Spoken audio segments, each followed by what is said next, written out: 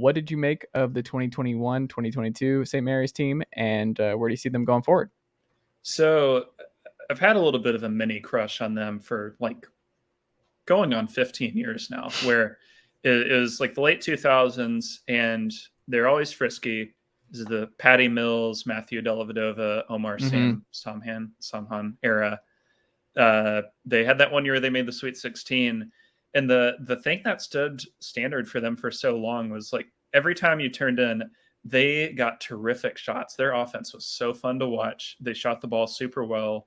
They made like 40% of their threes a ton of the time. They gave Matthew Dellavedova like a 10-year NBA career.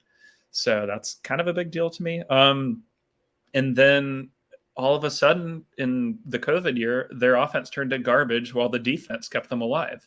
And Mm-hmm. that held true this past year. They only ranked 51st in offense, which Hmm. from 2010 to 2020, that would have been their second worst offensive ranking.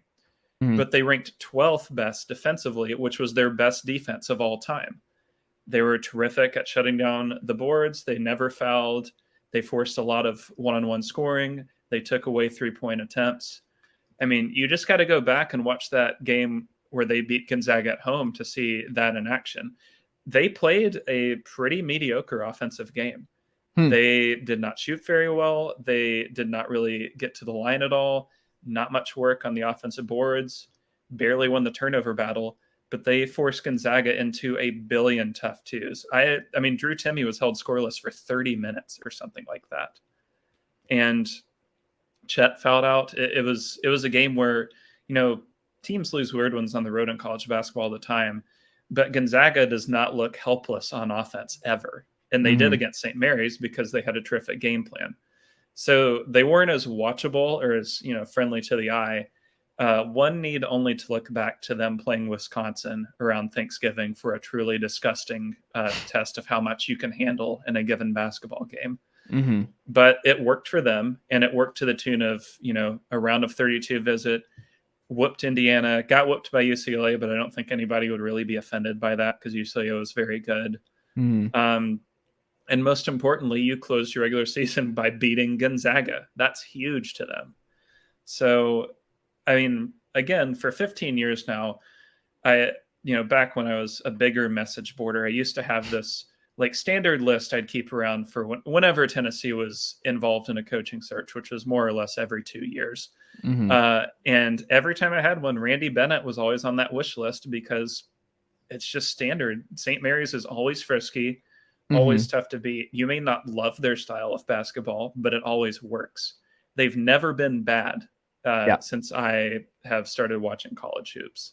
And for a team that really doesn't have much of a recruiting base, is pretty much entirely built on upperclassmen, 4-year guys, you're not going to see them go and get a recruit of any note whatsoever. For them to consistently be this, second and show tough team to beat in the West Mm-hmm. Coast Conference, in a conference where, frankly, that team should be BYU every year. Mm-hmm. That's a pretty good status to have. And I look forward to seeing, they don't return quite as much this year as they did last, but I look forward to seeing, what can they do to follow that up. Do you think they're better this year than they were last year?